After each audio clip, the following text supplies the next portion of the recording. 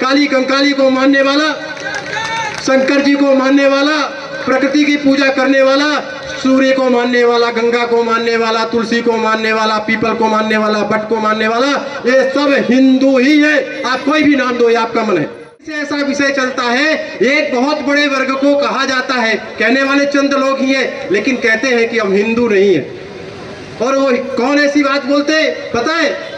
जिनके राजा का ही नाम शंकर भगवान के नाम से शंकर शाह और राम जी के नाम से रघुनाथ शाह पड़ा हो, उसके वंशजों से कहलवाया जाता है कि आप हिंदू नहीं। महारानी दुर्गावती, जिसका जन्म दुर्गाष्टमी को होता है और जो हाथी पर चढ़कर मुगलों के सीने पर जाकर वार करती है, अपने आप को बलिदान कर देती है, ऐसे वंशजों को, उनकी पीढ़ियों को कहा जाता आप हिंदू नहीं हो। जिन्होंने अपने राजधानी का नाम ही रामनगर दिया हो, जिन्होंने किले के बगल में विष्णु मंदिर बनवाया हो, जिन्होंने रीढ़ मुक्तेश्वर मंदिर बनवाया हो, जिन्होंने सहस्त्रधारा का मंदिर बनवाया हो, जिन्होंने राजराजेश्वरी देवी का मंदिर बनवाया हो, जिन्होंने आज भी जिनके ऐसा प्रमाण मिलता है कि केवल हिंदू नहीं थे तो हिंदू का मूल यहीं से उत्पन्न हुआ। भाषण देने वाले शंकर शाह, रघुनाथ शाह का फोटो लगा के, दुर्गावती का फोटो लगा के आप कहते हो हिंदू नहीं हो। पीपल की पूजा कौन करता है? वट वृक्ष की पूजा कौन करता है? नर्मदा मैया की परिक्रमा कौन करता है? कामतगिरी की परिक्रमा कौन करता है? गोवर्धन की परिक्रमा कौन करता है? सूर्य को जल कौन देता है? वायु को देवता कौन मानता है? अग्नि को देवता कौन मानता है? पीपल की पूजा करना, दीपक जलाना तुलसी भवानी के सामने, सबके सब प्रत्यक्ष है, ये सांस्कृतिक है और सबके सब ये प्राकृतिक है। इसकी पूजा करने वाला हिंदू है और इसकी पूजा ही हिंदू का धर्म है। तो हिंदू कौन नहीं है? ये विषय आ कहां से रहा है? ये विषय वो बोलते हैं जो शंकर शाह, रघुनाथ शाह की फोटो लगाते हो, कहते हैं शंकर जी को नहीं मानेंगे, राम जी को नहीं मानेंगे। इस जनजाति समाज को यह बात पता चल जाएगी कि इन्हीं ईसाइयों ने हमारे शंकर शाह, रघुनाथ शाह को तोप के मुंह में बांध के उड़ाया था। और जब यह जनजाति समाज को यह बात का बोध हो जाएगा कि इसी मुसलमान समाज के कारण रानी दुर्गावती का बलिदान हुआ था, कुछ नहीं करना पड़ेगा, यह जनजाति समाज खुद खड़ा उठाएगा। कोई दुर्गावती बनेगा, कोई शंकर शाह, रघुनाथ शाह बनेगा और इसका दुश्मन कौन है ढूंढ ढूंढ के मारेगा। जय जय बड़ा देव, हर हर महादेव, जय जय बड़ा देव, जय जय बड़ा देव, जय जय श्री राम। ये जो शस्त्र पूजन का कार्यक्रम है, अभी आलोकी भाई साहब ने विस्तार से बताया, कवि के माध्यम से सारे विषय आ चुके। कोई विषय ऐसा नहीं है कि जिसको पुनरावृत्ति करना चाहिए, लेकिन हम सबको यह स्मरण होना चाहिए कि जब हम गुलामी के कालखंड का स्मरण करते हैं, कहते हैं कि 200 साल ईसाइयों ने राज्य किया, हम जब ईसाई कहते हैं तो वास्तव में वो अंग्रेज जो थे वो ईसाई थे। ये स्पष्ट हो जाना चाहिए कि अंग्रेजों का जो शासन काल था वो ईसाइयों का था। इसके बाद मुगलों का आया, अर्थात मुसलमानों का आया। 800 साल मुसलमानों ने राज्य किया। इसके पूर्व हम जब जाएंगे तो हमारे अंदर की वैभव, कला, ज्ञान, विज्ञान, हमारे अंदर का वो वैभव काल, हम जिस गोंडवाना साम्राज्य में बैठे हैं, यहाँ का वैभव काल जब देखेंगे तो सोने की मुद्राएं चलती थी। यहाँ पत्थरों के भी शस्त्र मिले, उस राज्य में, उस भूमि में बैठे हैं। और मुगलों से भी संघर्ष हुआ और अंग्रेजों से भी संघर्ष हुआ, ईसाइयों से भी संघर्ष हुआ। महारानी दुर्गावती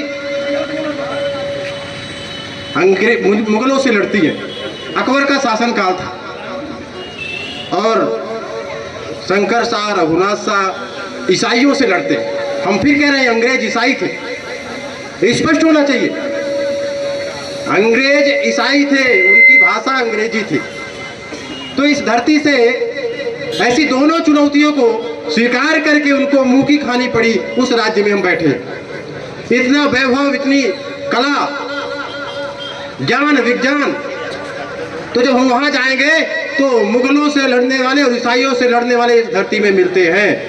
ये हमारी वीरता है। और यहाँ पर जो तंत्र ज्ञान था, जो मंत्र ज्ञान था, इतना बड़ा था कि मंत्रों के माध्यम से पहाड़ बना दीजिए। काला पहाड़ इसका भी साक्षी है हमारे सामने, जिसको कहा जाता है कि ये किला बनाने के लिए लाया गया था और ज़्यादा हो जाने के कारण जो भी लोक कथा है उसको मंत्रों से चला के एक पहाड़ बना दिया गया। मुझे लगता है इस धरती का पहला उदाहरण है कि हमारे पास मंत्रों का भी इतना तीव्र ज्ञान था। इसके बाद भी इस धरती पर आपको पता होगा अंग्रेजों ने जबलपुर से पहले चर्च यहाँ पर बनाया। जिस तरह से मुगलों को लगा कि काशी विश्वनाथ, अयोध्या और मथुरा को तोड़ देने से भारत की आस्था टिक जाएगी, इसी तरह से अंग्रेजों को लगा कि सबसे बड़ा जो नर्मदा तट पे बसा हुआ जनजाति है, इसको अलग कर दो तो धरती भारत से संस्कृति समाप्त हो जाएगी। ये बहुत बड़ा षड्यंत्र रहा और वही कुछ हद तक उनको सफलता भी मिली। जिन्होंने महानगरों में चर्च नहीं बनाए, जिन्होंने महानगरों में कुछ नहीं किया, सीधे सीधे वो जंगलों में जाके चर्च बनाए, आज भी हैं। उस समाज का धर्मांतरण कर देना और उस समाज में, उस धरती में धर्मांतरण कर देना जिसके पूर्वजों ने अभी उल्लेख हुआ कि तोप के मुंह पे बांध के उड़ा दिया गया। तो समस्या कहाँ आई? तो समस्या आई, अभी उल्लेख हुआ कि हम जो जातिवाद में बटे हैं, भाषावाद में बसे हैं, वर्णवाद में बचे। ये समस्या हमारे लिए अपनी स्वयं की समस्या है। दो चीजें होती हैं, एक चुनौती होती है, एक समस्या होती है। चुनौती बाहर का शत्रु देता है, समस्या हमारे अंदर उत्पन्न होती है। कुछ समस्याएं तो हैं, समस्याओं का निदान करके कैसे करेंगे? तो हमको युवाओं को जगाना पड़ेगा, हमको वो पूर्ण स्मरण कराना पड़ेगा जिसके बल पर आज तक हम हिंदू इस नाते पहचाने जाते। हमको स्मरण करेगा, अपने पूर्वजों को करना पड़ेगा। धरती पे, उस धरती पे आज एक विषय चलता है, यहाँ बहुत से लोग हैं और युवा हैं, पढ़े लिखे। इस धरती से ऐसा विषय चलता है, एक बहुत बड़े वर्ग को कहा जाता है, कहने वाले चंद लोग ही हैं, लेकिन कहते हैं कि हम हिंदू नहीं हैं। और वो कौन ऐसी बात बोलते हैं पता है? जिनके राजा का ही नाम शंकर भगवान के नाम से शंकर शाह और राम जी के नाम से रघुनाथ शाह पड़ा हो, उसके वंशजों से कहलवाया जाता है कि आप हिंदू नहीं। महारानी दुर्गावती, जिसका जन्म दुर्गाष्टमी को होता है और जो हाथी पर चढ़कर मुगलों के सीने पर जाकर वार करती है, अपने आप को बलिदान कर देती है, ऐसे वंशजों को, उनकी पीढ़ियों को कहा जाता आप हिंदू नहीं। और इतने में नहीं रुकते, जिन्होंने अपने राजधानी का नाम ही रामनगर दिया हो, जिन्होंने किले के बगल में विष्णु मंदिर बनवाया हो, जिन्होंने रीढ़ मुक्तेश्वर मंदिर बनवाया हो, जिन्होंने सहस्त्रधारा का मंदिर बनवाया हो, जिन्होंने राजराजेश्वरी देवी का मंदिर बनवाया हो, जिन्होंने आज भी जिनके ऐसा प्रमाण मिलता है कि केवल हिंदू नहीं थे तो हिंदू का मूल यहीं से उत्पन्न हुआ, वो हिंदू थे। कहते हैं प्रकृति पूजक अलग होता है और हिंदू अलग होता है। उनको जाकर विमर्श करना, तैयार करना, कौन सा प्रकृति पूजक है और कौन सा हिंदू अलग है, जरा विचार करिए। ये भाषण देने वाले शंकर शाह, रघुनाथ शाह का फोटो लगा के, दुर्गावती का फोटो लगा के आप कहते हो हिंदू नहीं हो। कौन प्रकृति पूजक अलग है, हमको स्मरण करने की आवश्यकता है। आप जरा ध्यान से दीजिएगा, पीपल की पूजा कौन करता है? वट वृक्ष की पूजा कौन करता है? नर्मदा मैया की परिक्रमा कौन करता है? कामतगिरी की परिक्रमा कौन करता है? गोवर्धन की परिक्रमा कौन करता है? सूर्य को जल कौन देता है? वायु को देवता कौन मानता है? अग्नि को देवता कौन मानता है? पीपल की पूजा करना, दीपक जलाना तुलसी भवानी के सामने, सबके सब प्रत्यक्ष है, ये सांस्कृतिक है और सबके सब ये प्राकृतिक है। इसकी पूजा करने वाला हिंदू है और इसकी पूजा ही हिंदू का धर्म है। दुनिया में जाकर देखिए, किसी भी नदी की कोई भी मत पंथ को मानने वाला परिक्रमा नहीं करता, ये केवल हिंदू है जो नर्मदा मैया की परिक्रमा करता है। और सहयोग से देखिए, नर्मदा मैया ज्यादातर क्षेत्र से निकलती है, जनजातियों के समाज से। तो हिंदू कौन नहीं है? ये विषय आ कहां से रहा है? ये विषय वो बोलते हैं जो शंकर शाह, रघुनाथ शाह की फोटो लगाते हो, कहते हैं शंकर जी को नहीं मानेंगे, राम जी को नहीं मानेंगे। और इतने में नहीं रुकते, मैं तो इस मंच से कहता हूं, इनकी रोजी रोटी उसी विषय से चल रही, इनका व्यापार उसी विषय से चल रहा है। एक बहुत बड़े जनजातीय समाज को इस देश के अंदर कम्युनिस्ट अलग करना चाहता है, चीन अलग करना चाहता है, पाकिस्तान के लोग भी चाहते हैं कि देश के अंदर अराजकता हो जाए तो देश का फिर से विभाजन हो जाए। हम सब स्मरण करेंगे इस देश का विभाजन 14 अगस्त 1947 को। अभी कवि जी ने कहा, हम टमाटर, आलू, पेट्रोल में पड़े, 29% भूभाग, 62 जिले, लबका, लाहौर, कुस्का, कुसूर, हिंगराज देवी का मंदिर, ढाकेश्वरी देवी का मंदिर, 29% भूभाग जो आज पाकिस्तान और बांग्लादेश के नाम से जाना जाता है। किसी का भी कान पकड़ के पूछिए, पाकिस्तान महंगाई के कारण बना था क्या? पाकिस्तान बेरोजगारी के कारण बना था क्या? पाकिस्तान अशिक्षा के कारण बना था क्या? पाकिस्तान पेट्रोल मांगा था इसलिए बना था क्या? नहीं, इस देश में रहने वाला एक समाज ने कहा हिंदू अलग है, हम अलग है, एक साथ खा नहीं सकते, पी नहीं सकते, जी नहीं सकते, इसलिए इस देश में पूजा पद्धति को अलग बताकर धर्म के नाम से पाकिस्तान बन गया। वो 29% भूभाग, वो 62 जिले, लबका, लाहौर, कुस्का, कसूर, हिंगलाज देवी का मंदिर हमें चाहिए कि नहीं चाहिए? ये जातिवाद के नाम से, भाषावाद के नाम से पूजा को अलग धर्म बता के, कर्मकांड को अलग धर्म बता के इस देश को फिर से विभाजन करने की मंशा है। तो हमारा इस परिस्थिति में हमारा क्या हो सकता है विचार, हमारी क्या हो सकती है चिंतन? बंधुओं, ये जागरूकता का विषय है, ये विमर्श का विषय है। ये हिंदू समाज जातिवादी कभी नहीं था, आप सबको स्मरण होना चाहिए। यहाँ पर संत रविदास हुए, तो संत रविदास केवल रविदास जाति के नहीं थे, तो संत रविदास जी का काम प्रत्यक्ष चमड़े का था, मोची का काम करते थे। और संत रविदास चर्मकार समाज में उनका जन्म होता है और उनको केवल संत नहीं बोला गया, तो संत शिरोमणि संत रविदास बोला गया। और यही नहीं रुके, तो संत रविदास जी को अपना गुरु क्षत्रिय कुल में खानदान में जन्मी महारानी मीरा उनको अपना गुरु बनाती। हमारे यहाँ जातिवाद कभी नहीं था, जाति पात पूछे ही नहीं कोई, हरि को वजह सो हरि का होई, ये पुरानी मान्यता है। हमारे यहाँ तुलसीदास जी ने लिखा, सिया राम मैं सब जगयानी करहु प्रणाम जोर जुग पानी। हमारे वेदों में कहा, सर्वे भवन्तु सुखिनः सर्वे सन्तु निरामया सर्वे भद्राणि पश्यन्तु मा कश्चित् दुःख भाग् भवेत्। हमारे वेदों में लिखा है वसुधैव कुटुम्बकम। इस समाज को, इतने बड़े तत्व ज्ञान को मानने वाला समाज जब छिन्न छिन्न होता है, इसको बांटने का प्रयास होता है, तो हमको चिंतन मंथन करना चाहिए कि हमारे अंदर क्या समस्या है। हम छोटी छोटी बात में, जाति में, भाषा में बढ़ जाते। हम इस मंच से कहना चाहते हैं, आप सब समझना भी चाहते होंगे, इस देश के अंदर शेख महासंघ नहीं बना, सैयद महासंघ नहीं बना, बुखारी संघ नहीं बना, बहनाओं का अलग नहीं बना, जोल्हाओं का अलग नहीं बना, पठानों का अलग नहीं बना, सबके सब मुसलमान के नाते जाने जाते हैं। लेकिन हमारे अंदर कुछ समस्याएं तो हैं।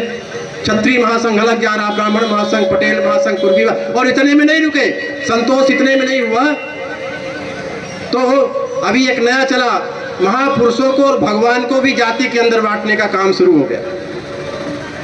जिस सरदार वल्लभ भाई पटेल ने अटक से कटक तक, कश्मीर से कन्याकुमारी तक भारत को अखंड बनाने का काम किया, जिन्होंने अखंड भारत की नींव रखी, जब ऐसे सरदार वल्लभ भाई पटेल केवल पटेलों के घर तक सीमित हो जाएंगे तो हमारी समस्या, ये उनके कद बढ़ाने का काम नहीं है, उनका कद घटाने का काम।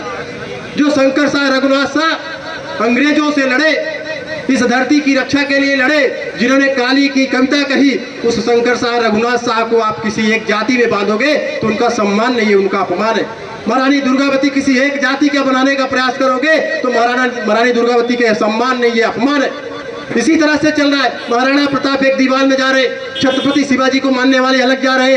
अरे भैया, हमको विचार करना होगा, किसके लिए लड़े, क्यों लड़े, इनसे प्रेरणा लेनी पड़ेगी। लेकिन उनके संघर्ष के काल में तो सभी साथ में मिलकर उनका साथ दिया, लेकिन एक दुर्भाग्य मानिए कि आज वो एक घर, सीमित घरों में, सीमित जातियों में बांटे जा रहे हैं। इससे भी हमको संपर्क करके और ऐसे लोगों से संपर्क कर इस विषय को समाप्त करना चाहिए। बंधुओं, विषय बड़ा हो सकता है और लंबा हो सकता है, इसलिए संक्षिप्त में करते हुए, क्योंकि पर्याप्त विषय आ चुके हैं, हमको करनी क्या काम है हम स्मरण करते हैं। हमारे माननीय जिलाध्यक्ष जी कई बार बोलते हैं, वो बहुत संवेदन है सामाजिक समरसता की दृष्टि से। पिछला कार्यक्रम हुआ और तब से लगातार कह रहे हैं, भाई साहब सामाजिक समरसता हमको बहुत पसंद है और इसी विषय में हम काम करना चाहते हैं। बंधु, ये सब हमारे अपने,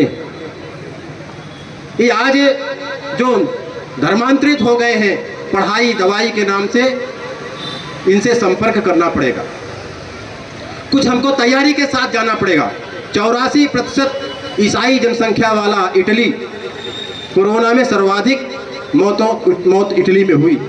अगर झाड़ फूक चंगाई सभा से ठीक कर लेते तो सबसे अधिक इटली में ईसाई नहीं मरते, उनको बता दीजिए जाके। अगर झाड़ फूक से सब कुछ ठीक हो जाते तो इटली के देशों में बने हुए सारे मेडिकल कॉलेजों में बुलडोजर चला के बंद कर दो और झाड़ फूक शुरू करो। अगर आप पढ़ाई और दवाई की बात करते हैं तो इन चंगाई सभा को लगाने वाले पास्टर और पादरियों को बोलना पड़ेगा, आप कभी भी किसी गरीब मुस्लिम बस्ती में कोई सेवा कार्य क्यों नहीं करते? और तो छोड़िए, ये ईसाई मिशनरियां सेवा के नाम से केवल सेवा वही करते हैं जहां इनको लगता है कि ये व्यक्ति अपने धर्म से इधर आ जाएगा। बात तो यहां तक है कि ईसाई, गरीब ईसाई की भी सेवा नहीं करता, क्योंकि वो ऑलरेडी पहले से ईसाई है, उसकी सेवा नहीं करेंगे। तो सेवा किसकी करेंगे? तो जो हमारे धर्म में आ सकता है उसकी सेवा करेंगे। किसी गरीब, भाई मुसलमान गरीब है तो उसकी सेवा करो ना, कौन रोकता है? मुसलमान अशिक्षित है तो उसकी भी सेवा करो, नहीं उसकी नहीं करेंगे। क्यों नहीं करेंगे? क्योंकि उनको पता है कि जब उनको बोलेंगे कि मस्जिद में नहीं जाना तो सिर तन से जुदा ये हो जाएगा। तो ईसाई मिशनरियां जो गांव-गांव में घुस के पढ़ाई और दवाई के नाम से हमारी ही भाई को हमारा शत्रु बनाने का काम कर रहे हैं। यहाँ पर बहुत बड़े वरिष्ठ श्रीमंत लोग बैठे हैं जो कुछ कर सकते हैं। यद्यपि यह मंच का विषय नहीं भी हो सकता, लेकिन मैं आग्रह करता हूँ, हमको गांव में जाके संपर्क करना पड़ेगा, हमको जाके उनके बीच में बैठना पड़ेगा, उनकी बातों को सुनना पड़ेगा, उनको समझना पड़ेगा और उनको यह बोध जगाना पड़ेगा कि आपके पूर्वज कौन थे। ये जो गांव-गांव में चर्च बने हैं, ये चर्च किस मानसिकता के हैं? ये चर्च अंग्रेजों की मानसिकता के हैं। और वो अंग्रेज जिन्होंने शंकर शाह रघुनाथ शाह को तोप के मुंह में बांधकर उड़ा दिया था, शंकर शाह रघुनाथ शाह हमारे पूर्वज हैं। और आज बताना पड़ेगा कि आपका शत्रु कौन है और आपका मित्र कौन है। इस देश, इस समाज में जब जनजाति समाज का वह स्वाभिमान जग जाएगा, जब इस जनजाति समाज को यह बात पता चल जाएगी कि इन्हीं ईसाइयों ने हमारे शंकर शाह रघुनाथ शाह को तोप के मुंह में बांध के उड़ाया था, और जब इस जनजाति समाज को यह बात का बोध हो जाएगा कि इसी मुसलमान समाज के कारण रानी दुर्गावती का बलिदान हुआ था, कुछ नहीं करना पड़ेगा, यह जनजाति समाज खुद खड़ा उठाएगा। कोई दुर्गावती बनेगा, कोई शंकर शाह रघुनाथ शाह बनेगा, और इसका दुश्मन कौन है ढूंढ ढूंढ के मारेगा। सारे काम, सारी समस्याओं का समाधान हो जाएगा। बताने की आवश्यकता है, जगह जगह कुकुर मुत्ते जैसे जो चर्च उग रहे हैं, इनकी कितने दिन आरत दुआएं हम नहीं जानते। एक विषय इस मंच से और कहते हैं, महारानी दुर्गावती का बलिदान हुआ और जिसके कारण बलिदान हुआ, जो युद्ध किया, उसका यहाँ पर एक मजार बना है। मनोज जी भाई साहब कई बार बताए, अगर ये सत्य है तो ये माथे का कलंक है, इसको मिटाना पड़ेगा। जैसे राम जन्मभूमि से बाबरी मस्जिद हटाई गई, जैसे इलाहाबाद का प्रयागराज कर दिया गया, जैसे फैजाबाद को अयोध्या कर दिया गया, ऐसे ही अगर कोई मजार महारानी दुर्गावती के शत्रु की इस धरती पे बनी है, वो माथे का कलंक है। हटेगा, हटेगा, हटेगा, इसको कोई नहीं बचा सकता। साधु संतों की शक्ति लेंगे, जनजाति समाज का स्वाभिमान जगाएंगे और बताएंगे कि महारानी दुर्गावती का बलिदान जिसके कारण बना, अगर उसके नाम से मजार है तो ये हटके रहेगी। बंधुओं, धर्मांतरण भी रुकना चाहिए, जनजाति समाज का स्वाभिमान भी जगना चाहिए। मैं एक बार बोला था, जनजाति समाज को नेतृत्व करना चाहिए। हम जनजाति समाज की पीड़ा यहाँ पे बोल रहे हैं, ये गलत। जिस जनजाति समाज को आगे आकर सबकी रक्षा करना चाहिए। भाई राज्य तुम्हारा था, राजा तुम हो, छत्री तुम हो, छत्र छाया तुमको करना चाहिए। किसी अग्रवाल के ऊपर संकट आए तो आपको आगे आना चाहिए, किसी कचवाहा के ऊपर संकट आए तो आपको आगे आना चाहिए, किसी अन्य वर्ग के ऊपर संकट आए तो आपको आगे आना चाहिए। क्यों आगे आना चाहिए? कि आप छत्री हो, आप राज्य की हो, ये आपका राज्य है, और इस राज्य की रक्षा करना और राज्य में संस्कृति की रक्षा करना पहला कर्तव्य किसी का है तो इस देश की समाज के जनजाति समाज का बनता है। और जनजाति समाज कोई हीन भीन भावना से नहीं है, इसको एक बार याद दिलाइए। 17 पीढ़ी, 1700 साल आपने राज्य किया, और आपके ही राज्य में अगर चर्च बन रहे हैं तो हमारे शंकर शाह रघुनाथ शाह को चुनौती दी जा रही है। अगर इस देश के अंदर, इसी गोंडवाना साम्राज्य के अंदर जगह जगह कुकुर मुत्ते जैसे मजार उग रही है, तो जनजाति समाज को चुनौती दी जा रही है। ये चुनौती जनजाति समाज स्वीकार करे और ये विषय हमेशा के लिए समाप्त कर देना चाहिए। धर्मांतरण, लव जिहाद, ये जो विषय है जनजाति समाज से आह्वान करना चाहिए। और जनजाति समाज जिस दिन खड़ा हो जाएगा, सारे समस्या का समाधान हो जाएगा। काली कंकाली को मानने वाला, शंकर जी को मानने वाला, प्रकृति की पूजा करने वाला, सूर्य को मानने वाला, गंगा को मानने वाला, तुलसी को मानने वाला, पीपल को मानने वाला, बट को मानने वाला, ये सब हिंदू ही है। आप कोई भी नाम दो, ये आपका मन है। और ऐसे ही काम करना पड़ेगा जैसे राम जन्मभूमि का आंदोलन चला। हिंदू समाज श्री राम के नाम से एक हो गया। कोई उड़िया बोलता था, कोई तमिल बोल रहा था, कोई तेलुगु बोल रहा था, कोई मराठी बोलता था, कोई कन्नड़ बोलता था, कोई असमी बोलता था, कोई डोगरी बोलता था, कोई हिंदी बोलता था, कोई मलयालम बोलता था, कोई गोड़ी बोलता था। ये सब बोलने वाले राम जी के नाम से एक हुए और बोले राम लला हम आएंगे मंदिर वहीं बनाएंगे, और सिद्ध हुआ, ये शुद्ध हो गया। और आज यही इसी की आवश्यकता है। भाषा के नाम से नहीं बटेंगे, जाति के नाम से नहीं बटेंगे, वर्ण के नाम से नहीं बटेंगे। कोई इडली खाता होगा, कोई डोसा खाता होगा। हम ये मंडला की धरती पे आए तो चावल ज़्यादा खाना पड़ रहा है, छतरपुर और ग्वालियर चले जाएंगे तो रोटी ज़्यादा खाना पड़ेगा, ये अलग विषय है। लेकिन हम सब एक हैं। और जब हम बोलते हैं भारत माता की और हिंदू धर्म का जो तत्व ज्ञान है, उसको कह के मैं समाप्त करता हूँ अपनी बात। हिंदू बचाना क्यों आवश्यकता है? तो हिंदू अपने जीवन में एक बार भी अगर सत्यनारायण की कथा सुनता है, छोटा सा पूजा करता है, बड़ा पेड़ का करता होगा, बड़ा देव का करता होगा, लेकिन अंतिम में जो बोलता है वो हिंदू का तत्व ज्ञान है, वही मूल है, उसी को बचाना है। धर्म की, देखिए मैंने नहीं कहा हिंदू धर्म की जय हो, ये हिंदू समाज के रक्त में है। जो धर्म है जिससे चराचर का कल्याण हो सकता है, उसकी जय हो, वही धर्म। अधर्म का, जो पापाचार है, जो अनाचार है, जो भ्रष्टाचार है, जो दुराचार है, सब पाप है, इनका नाश होना चाहिए। प्राणियों में ये केवल हिंदू बोलता है, और प्राणी में एक छोट सूक्ष्म जीव आप जिसको नंगी आंख से देख सकते हैं, चींटी से लेकर और बहुत व्यापक शरीर वाला वो हाथी, जिसको हिंदू समाज गणेश की दृष्टि से देखता है, उसके अंदर तक सद्भावना की कामना करने वाला है कौन है?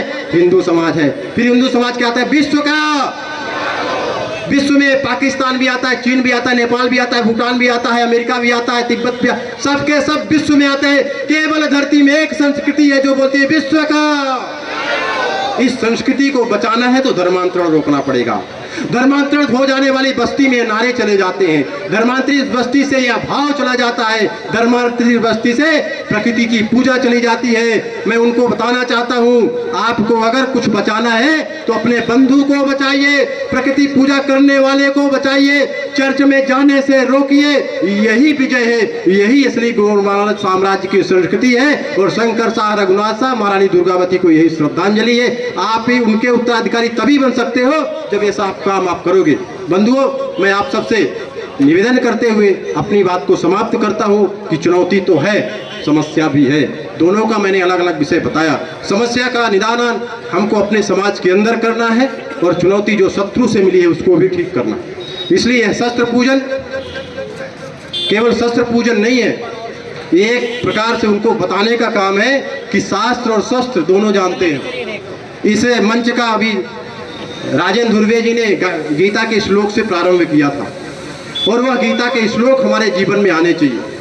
धर्म और अधर्म को पहचानना पड़ेगा, अपने मित्र और शत्रु को पहचानना पड़ेगा, और मित्र और शत्रु की पहचान हो जाती है तो विजय और विजय केवल विजय मिलती है। इसलिए अपने मित्र और शत्रु को यह समाज पहचाने। इसी आशा और विश्वास के साथ भारत माता की, भारत माता की जय। जय बड़ा देव, हर हर महादेव। जय जय बड़ा देव, जय जय बड़ा देव, जय जय श्री राम।